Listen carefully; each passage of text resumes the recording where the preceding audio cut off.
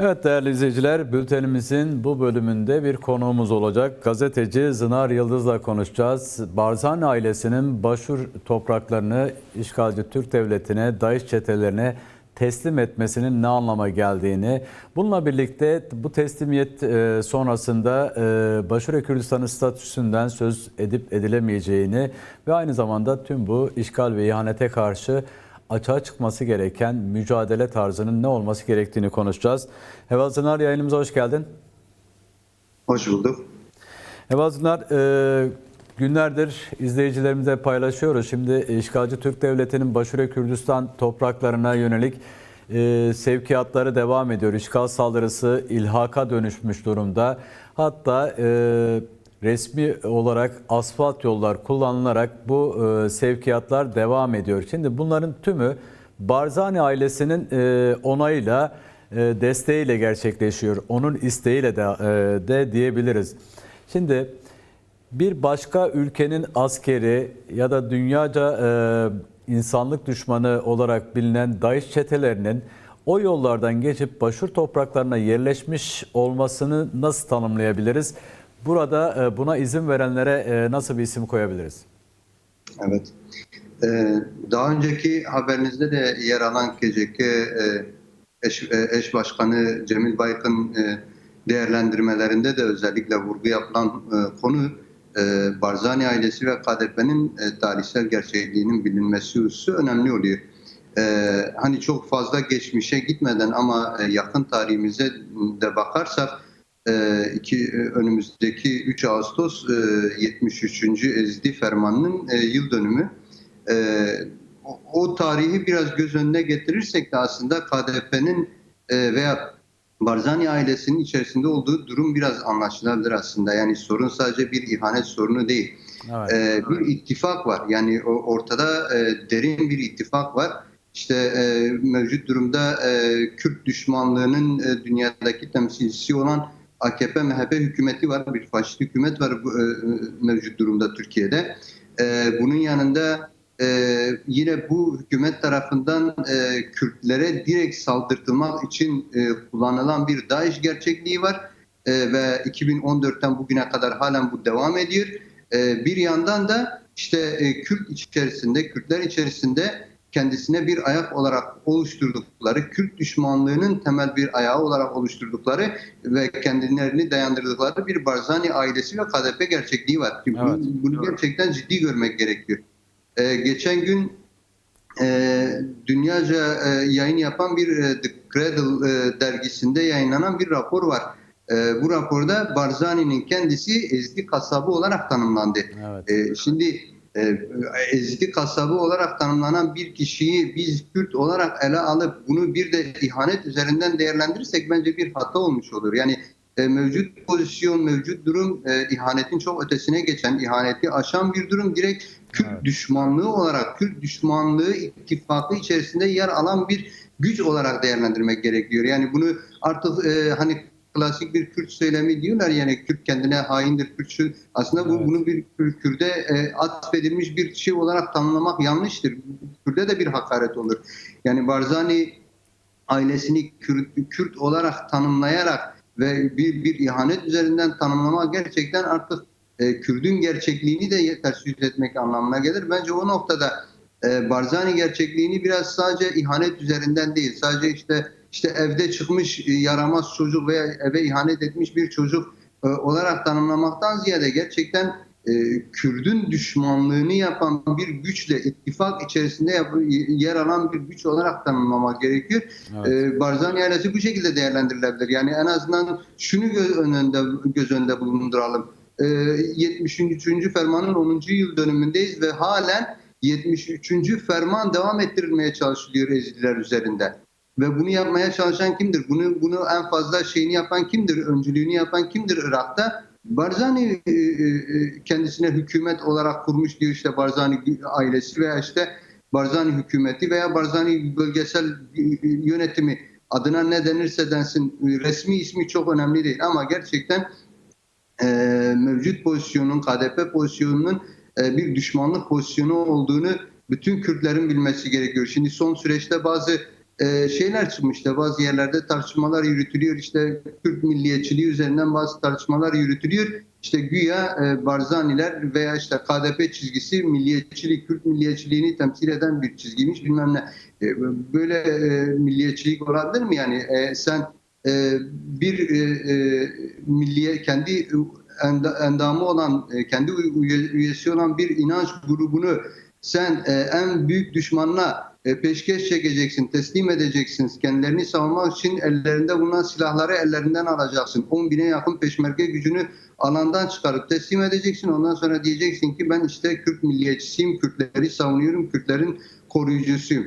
Yine bugün için yani bugün ortaya çıkan işte Güney'de ortaya çıkan durumu değerlendirirsek yani Türkiye Devleti'nin Güney Kürdistan üzerindeki hesapları belli.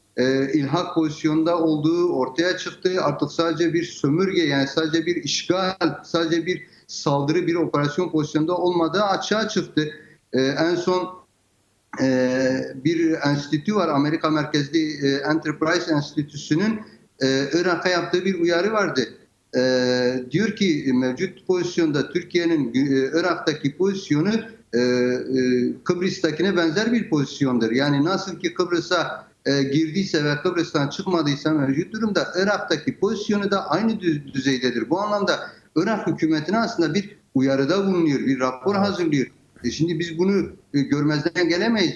Türkiye Devleti'nin gerçekliği bu. Girdiği yere ilhak ediyor, el koyuyor ve zaman içerisinde onu kendi topraklarına katıyor ve bunun çok farklı meşru zeminlerini yaratıyor. Şimdi Barzani gerçeği eğer gerçekten çok bilinçsiz, çok şey değilse demek ki bunun hani farkında olmadan yapılmış bir şey olduğunu çok düşünmüyorum. Bu stratejinin içinde yer alan bir örgüttür şu anda. Böyle bir şey olabilir mi? Yani daha dün, geçen gün gazeteci arkadaşımız Süleyman Ahmet'in yargılanması gerçekleşti. Yargılanmada ceza verilme gerekçesi şu olarak ortaya konuyor. İşte PYD üyesi olması. PYD nedir? PYD, şimdi bazı çevreler kalkmış diyor ki işte aslında PYD üyesi değil. Hayır yani şimdi PYD üyesi olsa ne olacak? PYD Yani illegal evet. bir örgüt değil. PYD Kürdistani bir örgüt. PYD şu anda Rojava Kürdistan'daki devrimin öncüsü olan bir örgüt. Bir parti, bir resmi parti. Dünyada bütün ülkelerde temsilciliği olan bir parti. PYD illegal bir örgüt değil ki Süleyman Ahmet'in PYD üyesi olması bir ceza gerekçesi olsun. Yani sen kendi Kürdistan toprakları içerisinde en meşru bir devrim öncüsü olan örgütü illegal sayıp onun üyelerini mahkemeyle cezalandırırsan senin kendi meşruiyetin nerede kalacak? Kim Yani, sana meşru evet. gözüyle bakacak? Şu anda Kürdistan içerisinde hangi güç, hangi siyasi parti KDP'yi meşru görebilir? Bu kadar kendi düşmanıyla, kendi yok edicisiyle, kendi katiliyle işbirliği yaparak Kürt halkını yok etmeye çalışarak, ortadan kaldırmaya çalışarak, bütün kazanımları kendi düşmanına teslim etmeye çalışarak KDP'nin meşruiyeti nasıl sağlanacak? Yarın öbür gün Rojava yönetimi derse ki burada KDP'ye sempati duyan birini tutup işte mahkemeye alıp sen KDP üyesisin diyerek yargılarsa yani bunun meşruiyetini nasıl sağlayacaklar? Yani bunun Kürtlüğe hizmet ettiği nerede görülmüş? Peki. Hevazınar, şimdi şunu da sormak istiyorum. Buradan devam ederek şimdi işgalci Türk Devleti'nin Barzani ailesinin yol açmasıyla birlikte şu anda Başure Kürdistan'da birçok köy boşaltıldı ve yerine Türk ordusu askerleri yerleştirildi. DAEŞ çetelerinin yerleştirildiği yönünde bilgiler de var. Şimdi o köylere biz Başure Kürdistan toprakları diyebilir miyiz artık? Evet. Yani statü konusunda açıkçası, hem İran hem Başur statüsü konusunda bunu söyleyebilir miyiz? yani statükonun çok büyük bir tehlike altında olduğunu artık bütün dünya gözler önüne seriyor. Az önce belirttiğim gibi bir enstitünün yaptığı uyarı var. Yani sadece Başarı Kürdistan değil, Irak'ın mevcut statüsünün bir tehlikede olduğu. Şimdi Irak devleti her ne kadar biz diyelim ulus devlet sistemlerine çok karşı olsak da Irak devleti şu anda bölgede bir ulus devlettir. Kendi Evet. yönetimi olan, hükümeti olan, ordusu olan bir bölgedir, bir devlettir. Şimdi mevcut durumda Irak ulus devletinin bile statüsü tartışmalı konusudur. Yani dünyada artık Türk devletinin Irak'ı ilhak etmesi aleni olmuş ve bu toprakların artık Irak'a geri çevrilmesi üzerinde tartışmalar yürütülüyor. Geçen gün haberlerde yayınlandı. Türk devleti girdiği bölgelerde işte Türk toprağıdır, girilmez diye levhalar astı. Bunu nasıl değerlendireceğiz? Bunun resmiyeti, bölgesel hükümetin resmiyeti nerede kaldı? Irak hükümetinin resmiyeti nerede kaldı? Bir de şunu da görmek gerekiyor. Yani dün verilen bir haber vardı. Bazı Hristiyan köylerine girilmiş. Hristiyan Evet. köylerine çeteleri yerleştirilmiş. Şimdi Kürt köyleri tamam diyelim, hani bu köyler hani meşru olmasa bile diyelim, hani oradaki gerillalara destek veriyor, oradaki gerillalarla içli dışlı diyelim. Böyle bir şey kendilerince bir gerekçe yaratabilirler. Evet, Ama evet. Hristiyan köylerle ne alakası var? Demek ki sorun orada bir PKK savaşı değil. Orada bir toprak ilhakı var. Orada bir İlhak var, toprağa el evet. koyma var. Yani bunu gerçekten görmek gerekiyor. Buna göre değerlendirmek gerekiyor. Bu sadece Güney Kürdistan topraklarının kazanımlarının statüsünü değil, Irak'ın kazanımlarını ve statüsünü de tartışmaya sokuyor. En başta da Güney Kürdistan diyelim. Güney Kürdistan halkının yıllardır vermiş olduğu, Saddam Hüseyin'e karşı öncesinde vermiş olduğu mücadeleler, Seriflanlar, Enfaller, bunların hepsinin boşa çıkarılması, hepsinin düşmana peşkeş çekilmesi anlamına gelir. Bu anlamda Güney Kürdistan'ın statüsü şu anda işgalciliğe, ilhaka karşı direnen gerilla aslında oradaki statüyü koruyan en temel güçtür. Bu anlamda güneydeki bütün güçlerinde, siyasi partilerinde, güney halkımızın da bu anlamda gerilla direnişini müthiş sahiplenmesi gerekiyor. Müthiş onlara destek çıkması gerekiyor. Bu işgale karşı ayağa kalkması gerekiyor. Peki tam da bu noktada Evazınar, şimdi şu ana kadar açığa çıkan tepkilere bakacak olursak yani Türk devletinin işgali, ilhakı, saldırıları devam ediyor. Demek ki şu ana kadar açığa çıkan tepkiler yeterli değil. Neydi o tepkiler? İşte basın açıklamaları ya da işte yazılı açıklamalar yapıp işte ben karşıyım, ilhaka, işgale karşıyım, Türk devleti çıkmalı oradan şeklinde basın önünde yapılan açıklamalar var. Bunlar yeterli midir? Daha doğrusu böyle sorayım soruyu. Bunlar yeterli midir? Yeterli değilse aslında açığa çıkması gereken mücadele tarzı nasıl olmalı? Evet, yani Kürtler açısından 100 yılın savaşı veriliyor neredeyse. Yani 100 yıl önce Lozan'ın yıl dönümünü de geride bıraktık. Kürtler üzerinde 100 yıllık oluşturulmuş bir statü var. İmha ve inkar siyaseti var. Evet. Aslında bir soykırım kıskacı var. Önder Apo'nun belirlediği bir soykırım kıskacı var. Kürtlerin bu kıskaçtan kendini kurtarma mücadelesi vermesi gerekiyor. Yani günümüzde 3. Dünya Savaşı'nı yaşadığımız bu günlerde Evet. Kürtler üzerindeki soykırım kıskacından kendilerini kurtarma gibi bir sorumlulukları, bir görevleri var aslında Kürt halkının. Bu anlamıyla mücadele bir biçim açıklama yapılmasın değil. O da bir mücadele yöntemi. Diplomatik çalışmalar bunun bir yöntemi. Bütün dünyaya Yeterlilik konusunda şey yapmıştım, söylemiştim. doğru.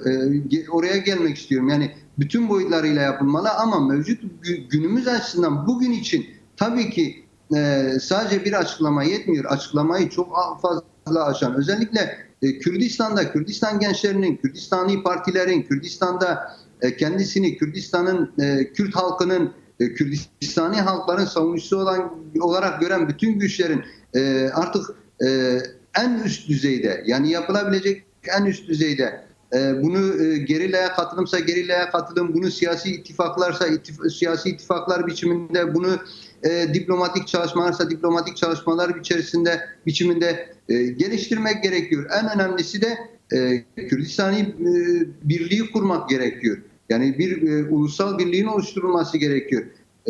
İşte bu ulusal birlik konusunda çalışmalar yürütülüyor ama parça parça partisel kalıyor. Bence bu noktada Önder Apo'nun özellikle savunmalarda, kendi savunmalarında dile getirdiği husus şuydu.